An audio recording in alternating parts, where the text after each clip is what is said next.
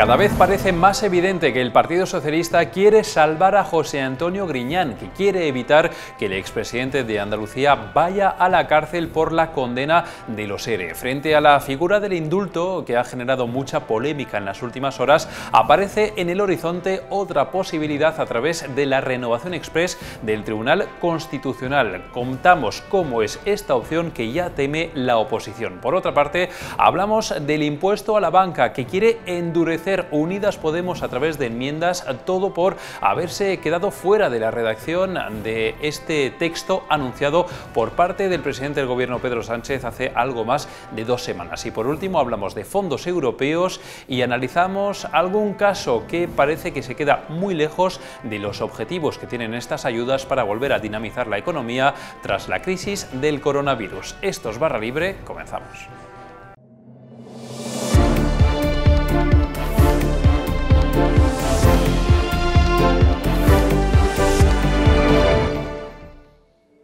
Y comenzamos ya esta edición de Barra Libre y lo hacemos hablando de la palabra más repetida a lo largo de las últimas 48 horas, que es indulto. Una palabra que se ha repetido, que está en boca de todos desde que se ha conocido la confirmación por parte del Tribunal Supremo de la sentencia de los ERE, es decir, de la sentencia contra, entre otros, 2 expresidentes de la Junta de Andalucía, como son Manuel Chaves y José Antonio Griñán. Queremos hablar de este asunto con nuestro compañero Jesús Ortega. ¿Qué tal, Jesús? ¿Cómo estás? Hola, Alberto. ¿Qué tal? Jesús, hablamos mucho de esa figura del indulto, de esa figura que podría materializarse para, como ha dicho Pedro Sánchez y otros miembros del Partido Socialista, que no paguen justos por pecadores. Esa parece ser la línea argumental. Sin embargo, desde el Partido Popular temen que esa figura del indulto no sea la única posibilidad para evitar que José Antonio Griñán vaya a la cárcel. Pues sí, hay que recordar que esa opción del indulto es la que apuntó el propio abogado de José Antonio Griñán, pero es que hay una opción previa que también dijo el abogado, y es presentar un recurso de amparo ante el Tribunal Constitucional. Y bueno, pues aquí es donde el Partido Popular hace una cronología de los sucesos de los últimos 4 meses, ¿no? Hay que recordar que el pasado mes de marzo se aprueba en el Congreso de los Diputados una reforma que quita todas las competencias al Consejo General del Poder Judicial, entre ellas la de nombrar vocales al Tribunal Constitucional. Esta reforma ha sido cambiada hace apenas unos días, con votaciones en el Congreso y en el Senado, para devolver de forma parcial esas competencias para que el CGPJ pueda nombrar a 2 vocales del Tribunal Constitucional el próximo mes de septiembre. ¿Qué pasa en septiembre? En septiembre se confirmará, se dictará la sentencia definitiva del caso de los ERE y, según ha dicho el propio abogado Griñán, presentará ese recurso de amparo que admitirá una nueva mayoría, en este caso progresista, del Tribunal Constitucional. Y en el Partido Popular dicen que esto no parece casual. La verdad que es un tejemaneje de lo más enrevesado, pero visto lo visto, aquí no hay que descartar ningún giro de guión. O sea, realmente lo que teme el Partido Popular no es tanto que el indulto, como ya ha dejado caer el propio abogado de Griñán, que podría llegar a pedir, sea esa figura que prime, sino que directamente pasar, no tener que saltarse el indulto, que sería extremadamente polémico, más a tenor de lo que estamos viendo en estas últimas horas, saltárselo y pasar directamente por el Constitucional, que es una treta también importante, claro. Bueno, claro, es que al final el indulto sería como la última vía, ¿no? La vía previa sería precisamente este recurso de amparo al Tribunal Constitucional. Las fuentes que hemos consultado nos destacan que en el momento en el que el Tribunal Constitucional admite el recurso, el ingreso en prisión de Griñán queda absolutamente paralizado, a la espera de un pronunciamiento posterior del Tribunal Constitucional. Entonces, claro, pues hay que recordar eso, ¿no? Que el Tribunal Constitucional va a ser renovado, va a modificar, va a nombrar a 2 vocales el CGPJ del Tribunal Constitucional, un CGPJ que hasta hace un par de semanas había perdido esa competencia, ¿no? Entonces, claro, pues en el Partido Popular pues destacan que es llamativo, ¿no?, ese cambio de opinión de Pedro Sánchez respecto al CGPJ. En marzo apostaba porque el CGPJ no podía nombrar vocales del Tribunal Constitucional y ahora en julio ha cambiado de opinión para que el CGPJ sí que pueda nombrar a 2 vocales que cambian la mayoría que existe ahora en el Constitucional y que pueden ser decisivos en esa aceptación del recurso por parte de Griñán. Oye, Jesús, te pregunto de nuevo por este asunto, pero porque por lo que veo esto ha debido ser también discusión en ese comité del Partido Popular de inicios de esta semana. José Antonio Griñán, expresidente de la Junta de Andalucía, condenado en su día, recordemos, a 6 años por prevaricación y malversación. Entiendo que en caso de darse la otra pata, que es la del indulto, de la que más estamos hablando en estos últimos días, esto evidentemente lo rechaza de pleno el Partido Popular, esto no es ninguna noticia, pero es que tiene razones de peso, además, para argumentar ese rechazo. Claro, es que las fuentes que hemos consultado nos recuerdan que esa vía del indulto tampoco está fácil dentro del propio gobierno de coalición, ¿no? El gobierno de coalición, cuando echó a andar, ya anunció que se van a rechazar indultos a políticos condenados por corrupción. Independientemente de la opinión que tenga Pedro Sánchez o Pilar Alegría sobre esto que has comentado, ¿no?, de pagan justos por pecadores, la sentencia del Supremo es bastante clara. Entonces estaría también la amenaza por parte de Podemos a aceptar o no ese indulto. El indulto se aprueba en Consejo de Ministros, hay 4 ministros de Unidas Podemos, ¿no? Entonces ese indulto también podría generar esa división dentro del gobierno. Entonces, bueno, pues en el Partido Popular destacan que la otra vía, que además sería previa a ese indulto, es que el Constitucional, renovado en septiembre, precisamente cuando se confirme la sentencia, acepte ese recurso ya anunciado por parte de José Antonio Griñán. En fin, pues en esta está ahora mismo el Gobierno, ya lo ven, en este asunto con respecto a José Antonio Griñán y Manuel Chaves, pero también sabemos que en el ámbito catalán, ya lo hemos visto también en las últimas horas, como también se pretende desjudicializar la política, así que parece ser que al Partido Socialista últimamente no le hace mucha gracia las decisiones que emanan de los tribunales, y esto llama mucho la atención, evidentemente, y las críticas por parte de la oposición. Jesús Ortega, como siempre, muchísimas gracias por la información. Gracias a vosotros.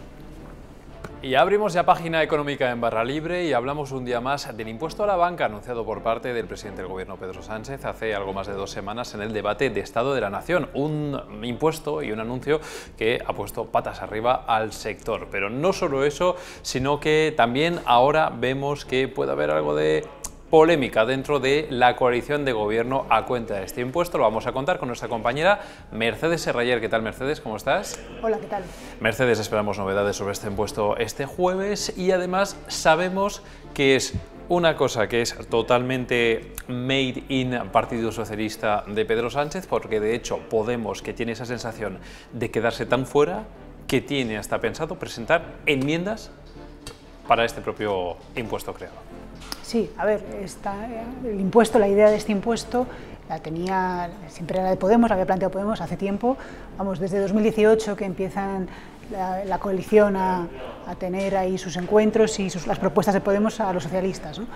Luego esto se fue quedando ahí en barbecho, los socialistas no lo veían mucho, hasta que tenemos el gran anuncio de Pedro Sánchez el 12 de julio en el debate del Estado de la Nación, que se suma al de las energéticas que ya se estaba preparando. Entonces, esto se quiere hacer, que es lo que se va a registrar hoy, en una proposición de ley, directamente en el Congreso, que hemos contado aquí que con eso se agiliza, se saltan al Consejo de Estado y una serie de trámites, se hace directamente en el Congreso, y hay un gesto político de que son los 2 partidos que sustentan al Gobierno los que lo presentan, pero es un gesto al final totalmente que se queda vacío, porque Podemos no ha participado, no ha diseñado el impuesto, ha estado totalmente fuera, e incluso esta misma semana, la semana de cierre del proceso, ha habido una reunión en Moncloa en la que se les ha enseñado unos textos así rápidamente, pero no tienen el texto, ellos no lo tienen, no tienen papeles, bueno, han podido verlo ahí de refilón un poco y tomar alguna nota, pero no lo tienen.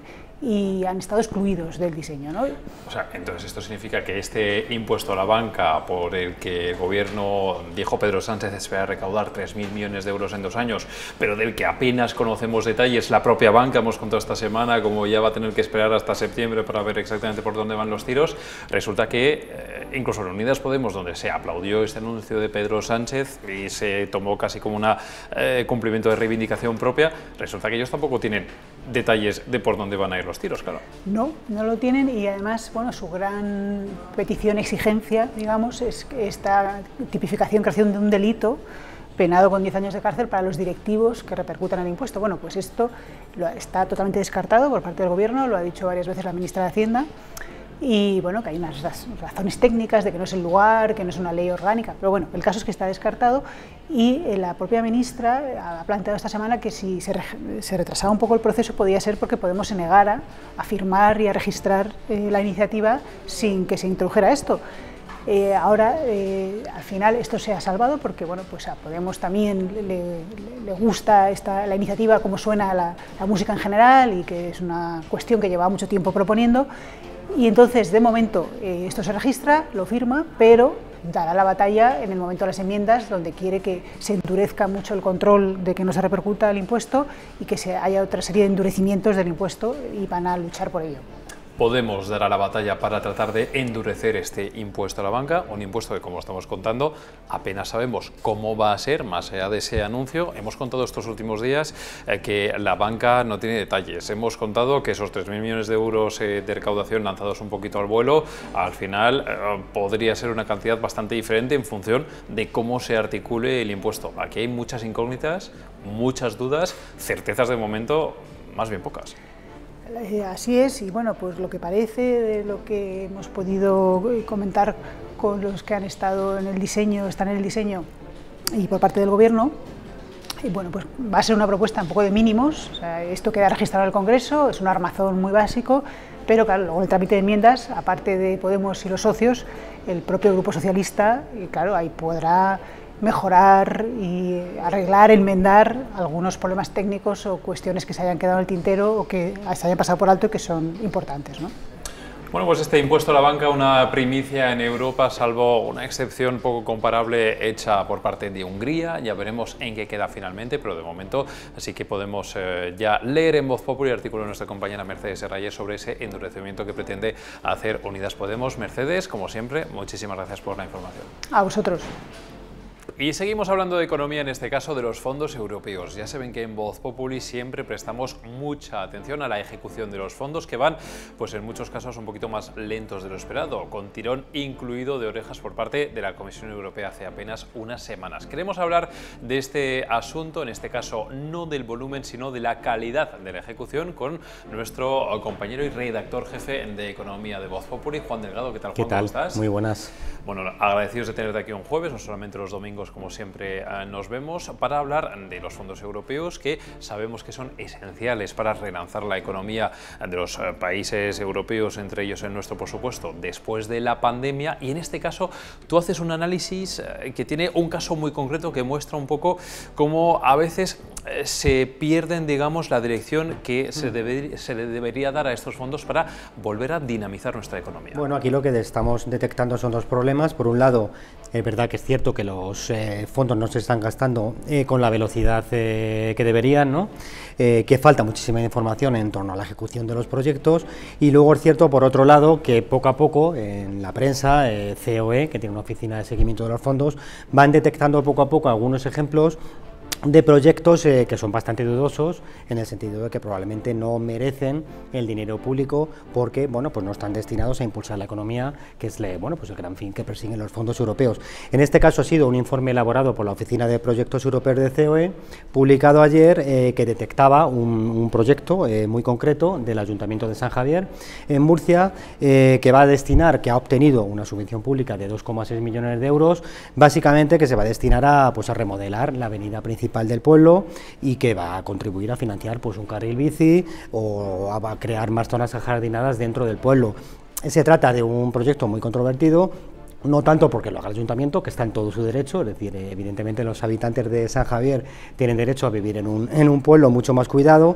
Lo que es controvertido es que en este caso el Ministerio de Economía le haya concedido esta ayuda a sabiendas de que, bueno, los fondos europeos tienen que ser orientados en otro sentido, es decir, a dinamizar la economía y sobre todo a modernizarla, ¿no? Pero seguro que queda estupendamente bien esa acera y esas calles. Lo que pasa es que los fondos europeos se supone que no son para hacer este tipo de proyectos, digamos, tan sencillos, que luego tampoco tienen mucho más recorrido, ¿no? Sino que los fondos europeos están pensados pues para relanzar realmente la economía y no para este tipo de proyectos. El único fin prácticamente de los fondos europeos, cuando se aprobaron en su día, en julio de 2020, era por un lado pues que intentar que la economía, las economías de la zona euro salieran del pozo de la COVID, pero se trataba de que las economías salieran de una forma mucho más fortalecida, más modernas, para combatir por los retos que se avecinan, ¿no? Como puede ser la digitalización o el cambio climático. Ejemplos de este tipo, como el de San Javier, es verdad que son puntuales, pero preocupan, ya que en la cabeza de todos, tanto de los políticos como de los periodistas o como de cualquier español, tenemos todavía en la mente el recuerdo de ese plan E que impulsó el gobierno de Rodríguez Zapatero, dinero que al final pues se convirtió en un coladero de dinero público, dinero que se fue por el desagüe, ya que ese dinero que en teoría pues tenía que servir para tirar de la economía y rescatarla de la crisis financiera de 2008, sirvió pues para llenar España prácticamente de rotondas, ¿no? Es algo muy simbólico, pero en realidad fue así, ¿no? Es decir, todos sabemos que en la última década se construyeron en España infinidad de rotondas que, bueno, que no servían para nada, ¿no? Una forma de quemar dinero público. Oye, Juan, yo me pregunto si este caso, el de San Javier que apuntamos, que puede ser anecdótico o puede ser sintomático también de lo que está pasando, ¿no? Porque hemos hablado en varias ocasiones de esos fondos europeos que no se acaban de ejecutar al ritmo que se debería. Por otra parte, vemos ahora mismo cómo el Gobierno ha elevado el techo de gasto para el año que viene, contando en parte también con el impulso de estos fondos. No sé en qué momento estamos y hacia dónde vamos con esta ejecución de este dinero venido de Bruselas y con el que se supone que debemos recuperarnos del choque del coronavirus. Bueno, aquí, como comentamos al principio, hay un problema fundamental que es la opacidad. De eso se quejan mucho los empresarios y la COE, ya que es muy difícil conocer qué parte de ese dinero está realmente canalizándose hacia la sociedad y hacia las empresas. Desde luego los españoles nos juegan mucho y quien más se juega, por supuesto, es el Gobierno de Pedro Sánchez, ya que confía en que por fin esos fondos empiecen a tirar de la economía, y porque al final lo que persigue el Gobierno es llegar a las elecciones del próximo año, tanto las autonómicas y municipales de mayo como las generales de finales de año, con unos indicadores económicos que puedan ser más o menos dignos y que permita al Gobierno defender la gestión que ha hecho de la crisis, ¿no? Si esos indicadores son malos, si son negativos, si los fondos europeos no acaban de cuajar, desde luego las papeletas que tendrá Pedro Sánchez para poder renovar en el mandato pues van a ser bastante pocas, lo va a tener muy complicado. El análisis del redactor jefe de Economía, Juan Delgado, lo pueden leer por supuesto en Voz Populi. Nosotros, Juan, te esperamos el domingo como siempre, ¿no? Estás todavía por aquí estaremos. Y oye, para despedir, nosotros los jueves ya sabes que tenemos siempre las portadas de revistas del corazón, pero es que Beatriz Tellez de Meneses está de vacaciones y no tenemos nada. No sé si tienes algún cotilleo así a bote pronto que podamos compartir, ¿no? Ahora mismo no, pero vamos, no descarto traerte alguno el domingo, vamos, si hace falta. Pues nada, oye, tráeme alguno el domingo si quieres, ya que estamos de cierre de programa. Así que, como lo tenemos en esta ocasión, esta semana, las revistas de nuestra compañera, que volveremos a ver, por supuesto, dentro de unas semanas, pues con esto despedimos esta edición de Barra Libre. Nosotros volveremos, como siempre, mañana con más contenidos.